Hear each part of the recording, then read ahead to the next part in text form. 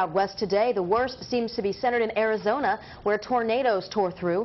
Those tornadoes touched down in northern Arizona. They tossed 28 cars like toys.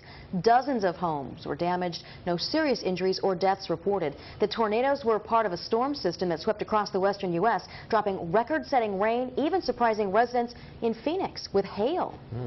Yeah, you know, the funny thing about it is we talked about that storm on Monday when Southern California was under a slight risk for severe storms from the National Storm Prediction Center. So we saw it wreak some havoc here in California, and now it's making its way east, and it doesn't look like it's slowing down at all. In fact, take a look at this. This is our latest storm reports coming out of that area here over the last 24 hours. These large red dots you see here are tornado touchdown reports from the Arizona area. You can see severe weather stretching all the way around the Four Corners area there. Several of those coming, this tornado touchdown 23 miles west-southwest of the Canyonlands there in Utah, but also we had several reports, including the area we just saw in the video there in the Arizona area, the green dots there, hail reports, and the large blue dots you see south of that there from wind damage coming down across the area. Now let's give you a look at what's going on here in Kern County. A pretty active day for us as well. We see showers pretty consistent around the Bakersfield area here. Winds out of the northwest allowing some of those showers now to actually make it down to the ground here on the valley floor area. We can see them making it into Shafter and Delano, also into the Wolford Heights area. Want to pay special attention to this area here. A fairly large cell moved in through the 4 o'clock hour.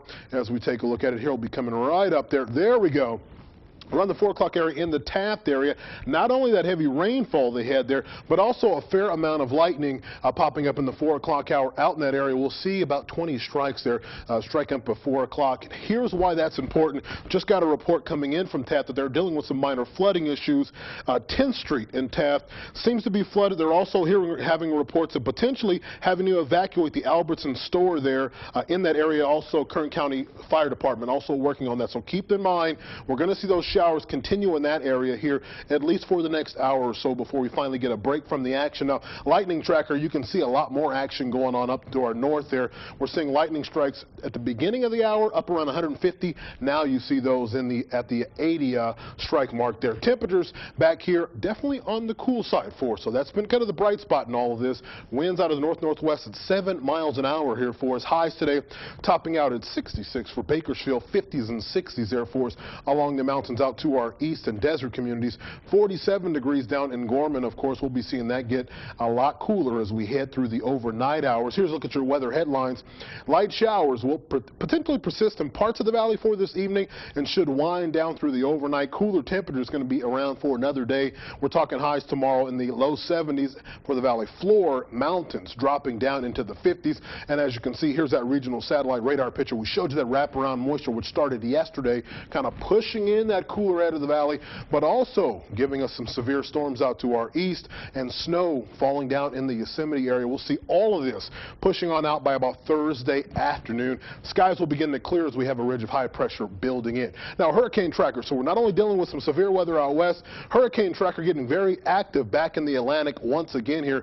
Subtropical storm Otto is the latest one right now making its way 60 miles an hour there for us and 69 mile an hour gusts. The good news is we're not going to see this head toward Florida or the eastern seaboard. In fact, through the next several days, it actually shifts back out to the east, but we'll be keeping a close eye on that because oftentimes we can see those tracks shift, and if it does shift, that means it'll be heading right for the Carolina coastline there on the east coast. Back here in the valley for tomorrow, we talked about the rain and clouds being gone. Temperatures going to remain cool for tomorrow, starting out the morning in the 50s, afternoon highs for us in the 70s. Air quality in the good range, which is always good to say out there. Feel free to head outside tomorrow. A great day to do some yard work. It'll be cool and the air will be nice and breathable for you out there.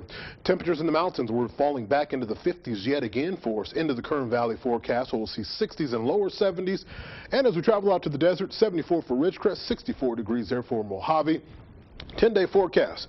Looks comfortable, looks dry. Take a look at your Saturday for all you golfers out there wondering, will I be able to head and play a 9 or 18-hole game? Yes, you will. 79 degrees and sunny for Saturday. Temperatures back a little closer to normal, back into the 80s for early parts of next week. Into the Kern Mountain forecast, it will be very cool again tomorrow.